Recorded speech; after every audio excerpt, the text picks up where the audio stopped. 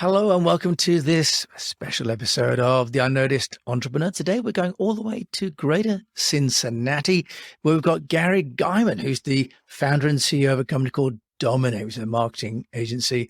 We're going to talk about the impact of core values and how you must have those in place in order to grow your business. Gary, welcome to the show. Thanks for having me, Jim. Appreciate it. Thanks for taking the time to speak to me. Oh, I'm absolutely delighted because I know that you've got over 30 years experience and you're helping companies, especially in the home services category in the sort of 7-figure plus size range. I know about core values and you're able to take a long vacation because you've articulated core values so well that your team now can run the business without you necessarily being there day to day.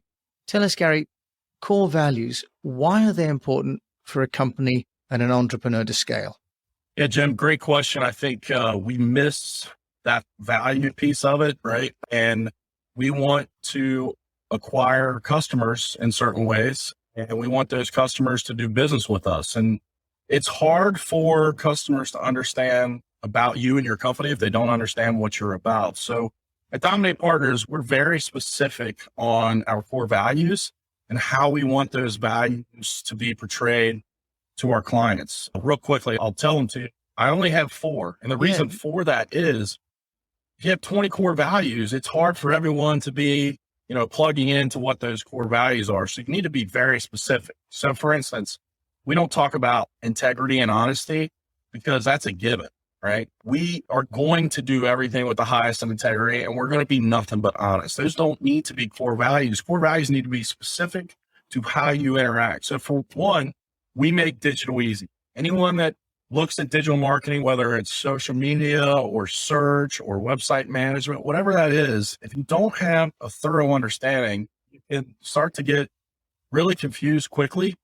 And our job at Dominate Partners is to make that as easy as possible. And we don't burden our clients with doing things that maybe they're not used to doing. One thing is copywriting. If someone has a business and they're not a big copywriter, you say, hey, I need 2,000 words of copy. That might take weeks to where I have individuals on staff that we can pump that out in a couple of hours and then provide them with that copy, provide the customer with that copy to proofread and get back to us. As you know, in writing a book, the proofread is easier than the write. And that's the way copy is. We respond same day. Communication to me is critical and we respond same day. Being a core value is very important. And in fact, that core value is based solely on the fact that that's how I want to be communicated to with companies that I spend money with.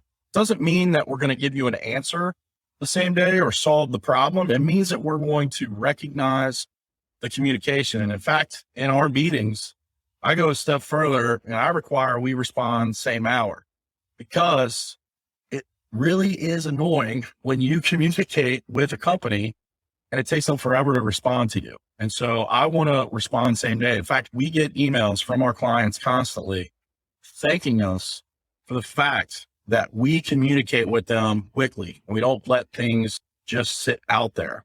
We have a very hard focus on our third core value, which is production over perfection. Production over perfection is something that I believe gets lost because you're listening to me and you're saying, well, why wouldn't you care about being perfect? And we do care about being perfect. The thing is this, I would rather produce something and push it out than to worry about everything being correct. Every T is crossed, every I is dotted. And when you're focused on just that, you can really fall into analysis paralysis instead of just pushing the information out and getting information in front of people. We get to the starting line of pushing out marketing programs faster than most companies can just onboard a client because we focus on producing and getting the information to that starting point. And then our fourth core value is we solve problems. If a problem is presented to us by a customer, we don't try to place blame. We don't try to figure out who did it or who did it wrong. We solve the problem. We take ownership of the problem. We solve the problem. And again, that goes back to my personal way that I want to be dealt with. And I know that most people don't care who created the problem. What they care about is that the problem got solved. Now, don't get me wrong. We want to make sure that the problem doesn't happen again. So we will troubleshoot and figure that out. But the whole method is to solve the problem. And so my team focuses on seeing the problem, solving the problem. And then in meetings, we can discuss how do we make sure that problem doesn't happen again? If it was something we did, if it was something somebody else did, okay, how do we make that streamlined so that doesn't happen? And we'll focus on improving. But when a customer comes with a problem or there's an issue at hand, we solve it. And those 4 core values is what holds our team in place to go to market and to take care of customers in a very consistent way. We have 11 team members, I believe, and they are all focused on those 4 core values. And then our standard operating procedures are put in place based on those core values and based upon what it is that needs to be done to complete the different processes. And Jim, you mentioned I'm able to go on vacation, but the biggest miss that a lot of business owners make is they don't understand the foundation of what their business is. And you're probably listening to this podcast right now, everyone, how does this get me noticed? You're listening to the unnoticed and how get you noticed. Well, if you're communicating your value or giving the customers consistency in your work and performance, you're communicating to them and you're going to get noticed. Our biggest pipeline of leads coming in that want to work with us is from referrals. Even though we do a lot of different things to get out there in the marketplace, referrals are our biggest generation of leads. And those referrals come from customers who work with us that obviously get results, but in working with us, they know what our values are and they communicate those values to others. And I want to talk to this individual. I want to talk to this company because that's the kind of company I want to work with. It's really, really interesting, Gary. And what you're illustrating so nicely is that the core values kind of transcend all other behaviors, don't they? That you've been able to get the team to live those values and that manifests itself as a certain kind of behavior, right? How do you do that with the team? Let's talk about that first. How do you share with the team the values? Because it's easy to write them on a board, isn't it? Or even on a website. But how do you make people buy into them, or not even make people, but have people want to? And that's part of the point about core values, isn't it? You don't ask people to have them, they kind of arrive with them and buy into them. How do you do that? Yeah, it's a great question. I think it's a combination of continuous communication and consistency about talking about them, but it's also when we have meetings to discuss accounts or to have, updates on certain things, core values lead the conversation, right? If we have an issue to where a customer didn't get communicated in a certain period of time, somebody may ask the person that was supposed to communicate, why didn't we respond same day? It's not always me. Now, that only started because every meeting, core values, every communication about clients, core values, getting everyone on that same page of seeing, okay, this is how we're going to treat clients and be consistent in doing it. Now, you made a great point of, making versus want. A good leader is going to get buy-in over taking a stick and beating somebody over the head. And so the whole idea behind that was focusing on the why, not the what. So why do we respond same day? And I use a lot of illustrations where I ask my employees, name me a time when you spent money doing something, the result really irritated you and you had to get your money back. Tell me about that process. And we'll do this in meetings and they'll communicate that. I'm saying, so what was the biggest problem behind that? Well, they didn't respond to me. Okay. And so that's why we respond same day. And we do that continuously. Like, it's not one of those things where I'm like, hey, we all know our core values now. We don't need to talk about it. No, they are the value of what it is we do. They're the reason why we are here. So it has to be continually communicated. Okay. I love that. And then how do you let your customers know about your core values as well? Because, if you have a website that just says, these are our core values and we'll respond real quick and we're thinking about production over perfection, there's a danger, isn't there, that people may say, well, you're going to get back to me quickly, but then you're going to rush the result and I'm not going to be happy. Right. So how do you reconcile that, speed versus quality and versus service dilemma then, Gary? Yeah. So, except for the sales process, when we do talk about core values, we don't really say what our core values are to customers. We just do it. We react and we follow those core values. So it's not a matter of, hey, customer, we focus on production over perfection. So that's why we're able to get to the finish line quicker. We just do it. Now, in the sales process, we do talk about those core values and we help them understand why, what production over perfection actually means. It doesn't mean creating sloppy work. It means getting to the finish line first and fixing things as we see them and helping them kind of understand like what each one of them is going to mean to them and how each one of them is going to look. And that goes back to my point about not having, a very large number of core values where you can focus on, okay, this is the core value. This is how it's going to look to you. And that's really what we do during the sales process. And then during our communication and our work, we just live those. I haven't had anyone come back to me and say, hey, you're not following your core value. In fact, we get the opposite to where we get responses, communications telling us they appreciate us. And it's because of one of those 4 core values of why they appreciate us. Okay, that's really nice. And are you doing any sort of signage internally, for example, or when people are remote, which they have been, especially during COVID times? How have you been able to retain the bond of core values over distances? Yeah, so we definitely have some individuals that still work remotely. In our office, we have a large metal printed signs with core values as well as some other action type words of how we work. But in terms of remote employees, I'll be honest with you, I'm still figuring out that whole manage someone remotely at the optimal level. And so for me, it's just continuous consistency around the communication. And at the same time, I look at it this way.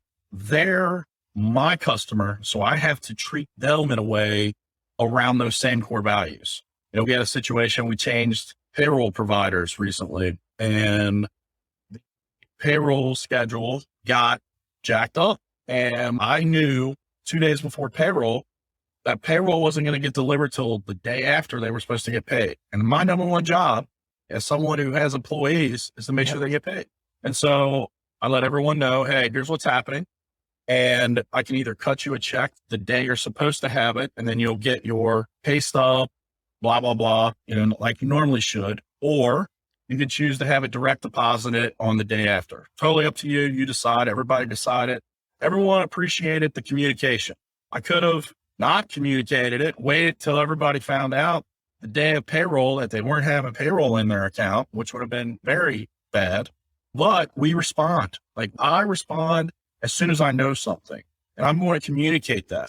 The production over perfection of that was we changed payroll providers so our people can have greater access to changing benefits, PTO requests. Like I wanted that in their hands because it gave them better access to managing all the things being an employee of Dominate gave them. And in doing so, created an issue. So production over perfection, I'm going to fix the problem midstream so it's not a continuous issue. And there wasn't a bump for anybody that anybody had to deal with negatively because I followed 2 of the core values, and that consistently communicate and treating them with those 4 core values drives those things home.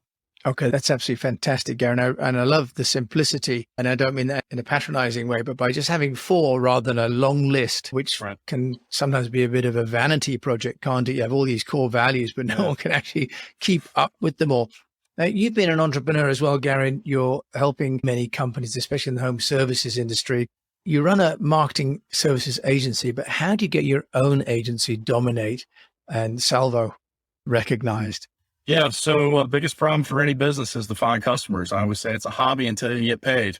Number one thing that I've done is making sure that I'm present anywhere and everywhere that individuals exist that might hire me. So Facebook, I focus heavily on content, video. I believe in video through and through because people get to hear and see, but in doing so, providing value on those stages. So if I'm speaking somewhere, if I'm doing a podcast, if I'm on social media, providing value-based items that can help them in their business growth or operation or sales and marketing so that hey, Gary Geiman knows this. And at some point they may need that and reach out to us. I talk a lot about that funnel of know, like, and trust. I try to get as many people in that know part through those things, speaking on stages, podcasting, social media.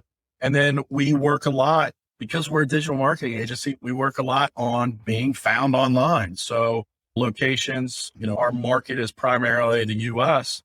So we focus on when a home service or a service professional is looking for certain services that we offer, I want to be found on Google. And so we work on doing those things.